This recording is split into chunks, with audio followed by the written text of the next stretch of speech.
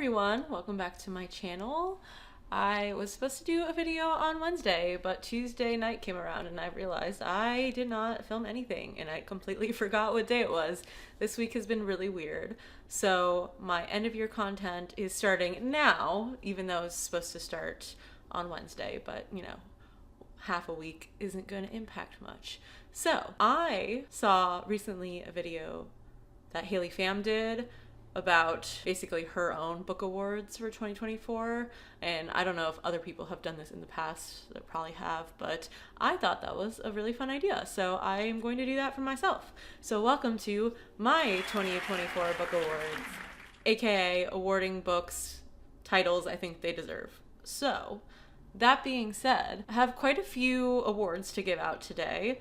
Some I'll show you all the nominees. Some I've already chosen books for because there's no way to provide nominees, or I just know for sure that it is that book. And so we have 15 awards to get through today. The first award is for the best book cover. As you know, I have a lot of special editions, so this one definitely has a nominee list. So please let me know in the comments below whenever there's nominees if I should have chosen something different. I would love to hear your thoughts about whether I chose correctly or not, but my nominees for best cover are starting with Lady Macbeth by Ava Reid. This is, I think, an Owl Crate edition. I always forget who it's from. Yes, this is an Owl Crate edition.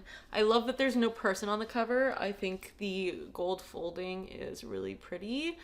Here's the back as well. The main cover isn't like amazing, but there's a dragon on it, which is cool. And then the back. I do love the reverse cover though. Very moody and dark. And then the end pages are also very pretty as well.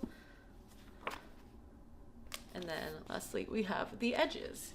Because these are special editions, it's going to take me a while to like get through showing you the full book because it's not just the cover to show you. The second book is A Study in Drowning by Ava Reid. This is also an Owl Crate edition. This one I thought was beautiful artwork and very like metallic and shiny. Here's the back. Very gothic, I thought it was. I will show you the main cover. And then I loved that they kept like the US artwork on the hardback because I loved that cover as well. So I was very happy with that. The end papers are really nice artwork. You know, some romance. And then the flip side is really cool as well and very gothic-y. So I was overall very happy with this edition. I bought this separately because it had come out in a book box before I became a member, and I thought it was so pretty, so they still had some in stock, so I bought it. So that is the second nominee. The third nominee is the book I am currently in the middle of, and that is The Teller of Small Fortunes by Julie Leong. This one is also very pretty, with all the lanterns and a little cat, and then the sprayed edges are beautiful as well. And that goes all the way around. And then I'll show you, the end papers for this is what really sells it for me. But here's the front hardback, the back, and then the end papers are absolutely beautiful. I mean, look at that. It's so colorful. And same with this one, as well as with some foiling. I really love this edition. And then here's the flip side as well. I love this as well. So very top contender here. And the last nominee is Song of Six Realms by Judy Eileen. This one is also very pretty illustrative artwork. I mean, come on, it's beautiful. And here's the back. And all the designs are very pretty. It's Twilight's Begonia, it says, which I think is part of the book. I don't really remember this book that much. It does only have like metallic edges, which is fine. And then here's the flip dust jacket, which is also very pretty, but very different than the actual dust jacket. And then lastly, we have the end pages, which I think are very pretty as well. So these are my 4 nominees, and I think I will be going with A Study in Drowning by Ava Reid. I was just floored by this. and that I got to keep the original artwork like clear of no words. And then I love the flip cover of this. So A Study in Drowning by Ava Reed wins the Best Cover Award. The next award is for the most shocking plot twist. This one doesn't have any nominees because it has to go to this specific book. I changed my mind completely about how I was rating this book just because of this final plot twist, and I was not expecting a plot twist for this book, so you might be surprised as well. But it is Devil House by John Darnielle.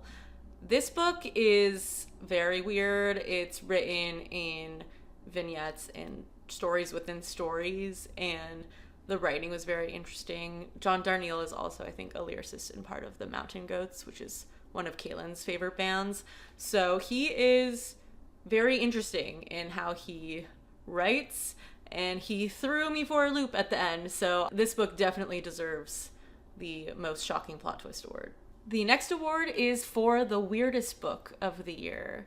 And as you know, I like to read a lot of weird books, but this year, I think I was like slower on getting to my weird books. The one I kind of ended up, which is one of our nominees, was a more recent read, and I've had that one for a long time because I picked it up in a little free library.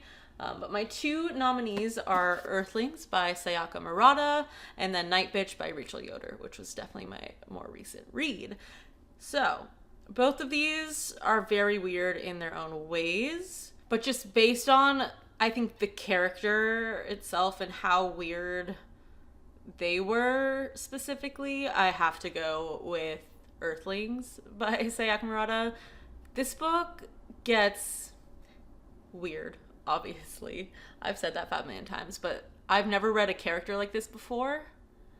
And the way it's written and the format and then where it goes in the end feels very surreal and very messed up, and it's definitely like a darker of the two, which, you know, I lean more towards. So this one definitely has to be the weirdest book of the year. The next award is for the longest book of the year that I read, and that is, of course, Wall of Storms by Ken Liu. This one I did read on audiobook. So this one physically is 852 pages. The audiobook was 29 hours. I read half of that, or listened to half of this book on my trip in Switzerland because I realized I would get car sick or train sick while reading on trains, so I had to go the audiobook route, which was fine, and I actually really enjoyed the narrator for this one, so I recommend if you prefer longer books in audiobook form, the narrator is great for this, and I believe he does all 4 books. But I am so proud of myself for getting through this because I was putting this off, and there's 2 more books in the series, and I think they're even longer, but I think getting 2 out of the 4 done this year was really exciting, and yes, this was by far the longest book I read this year. My next award is also the shortest book I read this year, and this does not include short stories because obviously they aren't technically like books, so I included more like novella types. But I also read this one on my trip in Switzerland, and that is Sweet Days of Discipline by Fleur Yegi. This one is only 101 pages. And I had a few other contenders that were pretty close. This is definitely the shortest piece of writing that I would consider a book still. And it's kind of written like a weird journal format, as you kind of can tell from the cover, but it is definitely more of a fictional, but feels like autobiographical read. And it's very interesting and different, so I recommend. The next award is for the saddest book I read, and I have 3 nominees for this one, starting with Even If This Love Disappears Tonight by Misaki Ichijo. This one I read in Africa, and though I didn't fully cry tears, which was very surprising, but I think is because I was reading it more in pieces and in front of Kaylin on our trip, and I really didn't want to start sobbing in front of him because he'd just like make fun of me probably. But it is a very sad book, but also very sweet and well done, and I thought the characters were really nice, and yeah, I really enjoyed this one. So that is nominee 1. No surprise here. Number 2 is Tales from the Cafe by Toshikazu Kawaguchi. This is the second book in the Before the Coffee Gets Cold series.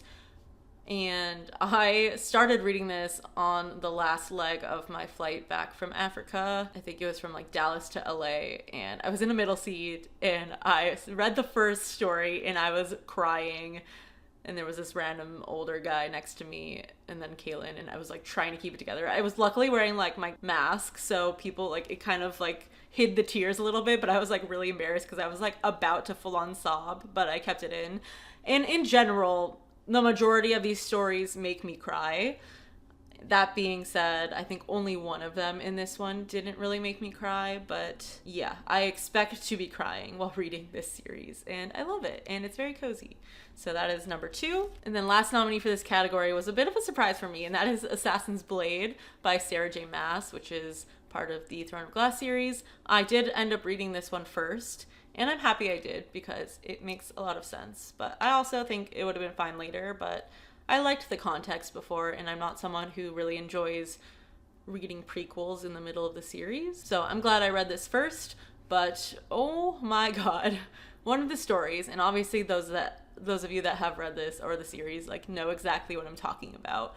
But I was not expecting to like literally sob. I was like not okay because the way she wrote it was really rough and very raw, and so I felt it. I was also like earlier on in the year when Kaylin was going through his health issues, so that was also probably not the right timing to read this, but it made me feel things. And so these are the 3 nominees, and I think just because I expected to cry from Tales from the Cafe because I knew what was coming or the type of content I was getting, I think I have to give it to Assassin's Blade. So this is the saddest book of the year, which is a shocker to me. The next award is for the funniest book of the year, which I didn't read too many funny books, but the ones that I did were definitely great picks. So I have 3 nominees for this one. The first one being Weird Sisters by Terry Pratchett. This was my first ever Terry Pratchett, and he's very witty and fun and funny, and just the situations they're in are funny, so definitely one of the funnier books I read. The next nominee is My Year of Rest and Relaxation by Otessa Moshfegh. So this book wasn't necessarily like written to be funny, or maybe it was, but it's more like laughing at the characters rather than the characters being funny. So that was kind of why I liked this book so much, because I thought it was just, all the things they did were just so ridiculous, and you're just kind of like, oh my god. And it was kind of fun to just watch them try to flail around living their lives. And so that is what made this book so funny to me. And then the last nominee is Bride by Ali Hazelwood. Ali Hazelwood always writes humor that I like. Same thing was with Love Hypothesis, which is the only other book I read by her, but reading another book by her in this book was everything I needed at that time, because I think her sense of humor and banter is really fun, and I really enjoyed this book.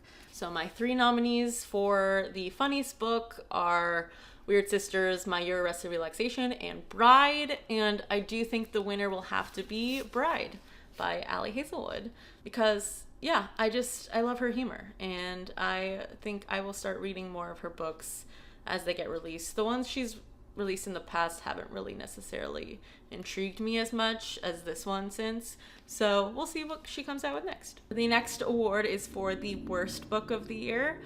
This one I decided not to include any DNFs because I don't feel like that's fair, because I didn't actually finish them, so it's hard for me to judge whether they were the actual worst book of the year. And this one, the winner, I should have DNF'd, but I just was pushing through, and don't judge me, but this book even made me cry still, but don't take that like too strongly. I cry super easily, so don't hold that against me. And I don't know why, because I was like skimming this halfway through to the end, and that is 1,000 Heartbeats by Kiera Cass. So I loved the Selection series. That series brought me back into reading in college again, and I loved it. I've tried her other works as well, but didn't really like them, and I DNF'd those.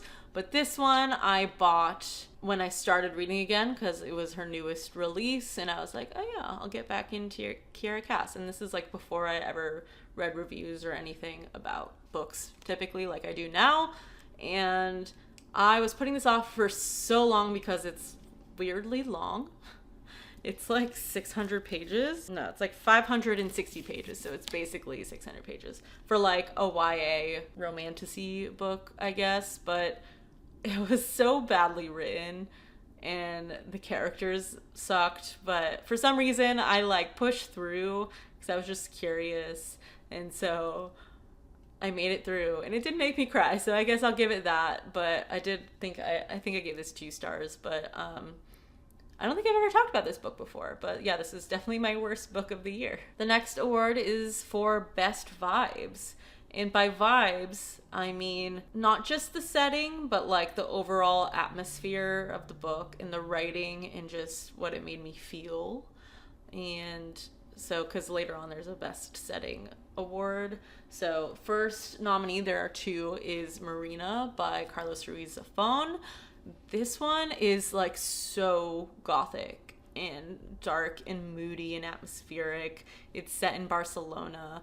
Like, it's creepy, and yeah, the vibes were just immaculate for this and everything I wanted in the fall for like a spooky gothic read. So this is definitely the first nominee.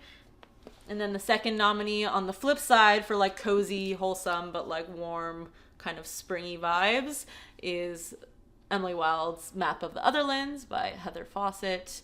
This one, as you know, Emily Wilde series is very vibey and cozy and just everything. And so I really enjoyed the book for like how she described the atmosphere and era it's written in and everything. Yeah, so this was very cozy. So between these 2, I think I'll have to go with Marina because it was more of a surprise and I had never read anything from Carlos Ruiz Zafón before. This one I expected the vibes to be immaculate. So yeah, this one goes to Marina. We are on award number 10. We're flying through things. The 10th award is for the most unique plot. And so there's 3 nominees for this one, starting with The Library Mount Char by Scott Hawkins. I absolutely love this book, and I've mentioned it before, but it's been a while since I've mentioned it. And the way it's written, and just, I had no idea what to expect with this book and like where the plot would go, so that's why it's on this list. And I had such a great time with it. So that is the first nominee. Second nominee is I Who Have Never Known Men by Jacqueline Hartman. This one, I don't really want to give you the plot. And also some could say that there's not really a plot, but there is at least a general plot, and I thought it was super intriguing and interesting, and so that's why I have it as a nominee for unique plot. And then lastly, we have Yumi and the Nightmare Painter by Brandon Sanderson. This one, so intricate, basically 2 different worlds that he made, like, and how they intertwine with the characters is just so well done, and I love the world building for each of the worlds. And I was not expecting where this went. I had one idea of where it would go, and then it did not go there, and so I was very surprised. Ending was very complicated, but he does his best to explain everything, which I really appreciated. So this is number 3. So these are my 3 nominees for unique plot, and I'll have to go with Yumi and the Nightmare Painter because I was very surprised by this book and I fell in love with it. And yeah, it's unlike anything I've ever read before, and I highly recommend if you want to dive into Brandon Sanderson. This is very different than anything he's ever written, so don't expect this type of work to be what he usually does. This was very, I think, experimental for him, and I think he did a great job. So yeah, highly recommend. The next award goes to the most anger-inducing book, and there was only one book this year that made me as mad as a book could, and that is Norwegian Wood by Haruki Murakami. I'm meaning to do a like hot takes video around this book and other popular books, so I have a lot of things to say about this, but oof, I just got so mad about how sexualized the women were and how he writes women, and just honestly, like, the rest of the story, I get why people like his writing, but I also don't, because it's kind of boring and bland, and it's supposed to be nostalgic, but is it really? I don't know. I had a lot of issues with this book, and I kind of ended up hate reading it, so yeah, that's my answer for that. The next award is for Best Setting. The first nominee is A Study in Drowning by Ava Reed. I know I already awarded this book, but the setting for this was very gothic as well. Like a dilapidated, falling apart building on a cliff that's falling into the sea, where it's raining constantly and very like gloomy and gross. And yeah, I mean, I love that setting. That's very much for me. So this is nominee number 1. Nominee number 2 is What Moves the Dead by T. Kingfisher. This is honestly my least favorite T. Kingfisher book I've read so far, but the setting was amazing. I just wish they did a little more with the setting, but this is set at also a dilapidated house, also very gothic. As you can see, I love gothic, like weird falling apart houses, but also like in the woods, in like the mountains, where there's like a creepy pond and like weird rabbits and a lot of mushrooms everywhere, and just very like moody and weird. And yeah, so also again nominee. And then lastly we have Juniper and Thorn, also by Ava Reed. I loved the setting, and especially because they live in a house, or like a wizard's house, and they have very like eclectic and, you know, herbs stuff, and it's just like, and their backyard is very weird and has weird animals and trees and stuff. And so, and the city vibe, it's also, there's like a ballet there. I just loved the setting. It gave me a lot of great brain pictures while reading. So this is also a nominee. So these are my 3 nominees. I don't know. Kind of feel weird giving A Study in Drowning like 2 awards, because it wasn't like my favorite book of the year. But I do think, okay, I think I'm gonna give it to Juniper and Thorn, because this is my favorite Ava Reed book so far. I read this in the beginning of the year, and I've been like waiting to read this book, and it was everything I wanted it to be and more. And yeah, I loved like where they lived. I thought it was a very interesting, uniquely written setting. So yes, this wins Best Setting. We're almost done. Number 13 is the award for Best Character Writing. So this one, I read quite a few like dense literary fiction novels, but I really enjoyed them, even though they took me a while to get through. So there's 3 nominees in this category. First one is There by Tommy Orange. My first read from him, and I love his writing and how he wrote his characters. And there's like 12 different ones, and I thought he gave each of them a very unique voice. And yeah, every single one of them was very interesting. So I applaud him for that. Second nominee is The House of the Spirits by Isabel Allende, also my first read from her. Very intricately written and very interesting, and morally gray, awful characters, but also good characters, and just, yeah, so well done. And I highly recommend reading this book, though it did take me a very long time to get through. It is pretty chunky. It's under 500 pages though, and it's like a very long, like 3-generational story, so very well done. And then lastly in this category we have The Secret History, of course, by Donna Tartt. I really like this book, mostly for the writing and the character development. I don't think it was a very enjoyable read. It just took me also a very long time.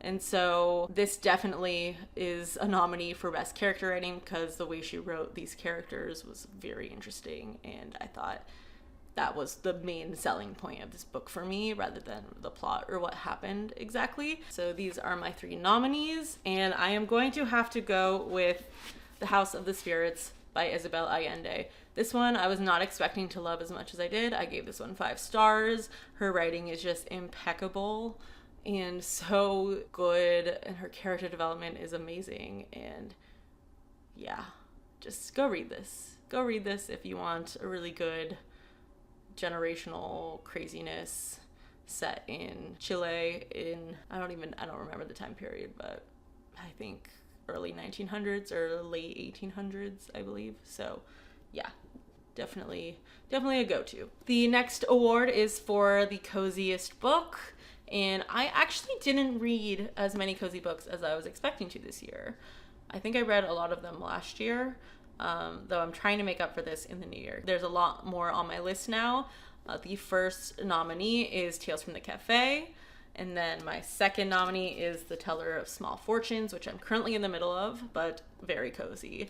I already talked about both of these a little bit, but this one will have to go to Tales from the Cafe just because there's something about the series and how the cafe is written and like the recurring characters that just feels so cozy, and it feels like you're sitting in the cafe watching all of this happen, and I love that.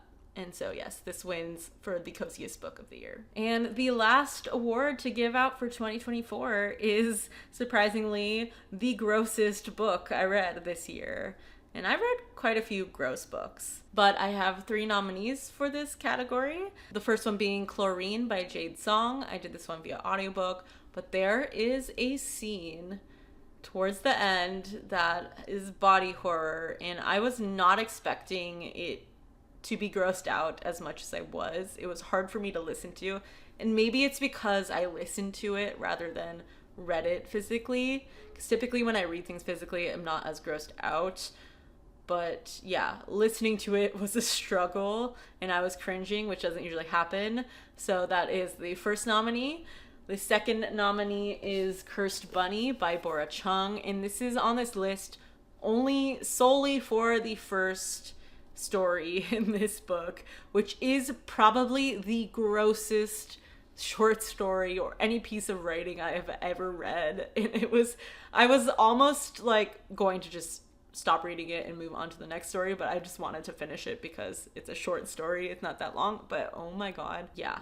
If you're grossed out by like bodily fluids, don't read the first story in this book. And the last nominee for this is Tender as the Flesh by Augustina Basterica. Obviously, this was gross and very hard to read and very disturbing, so of course this is on the list. Amongst the 3, I do think Chlorine was great, but it was only one scene, so I will take that off the list.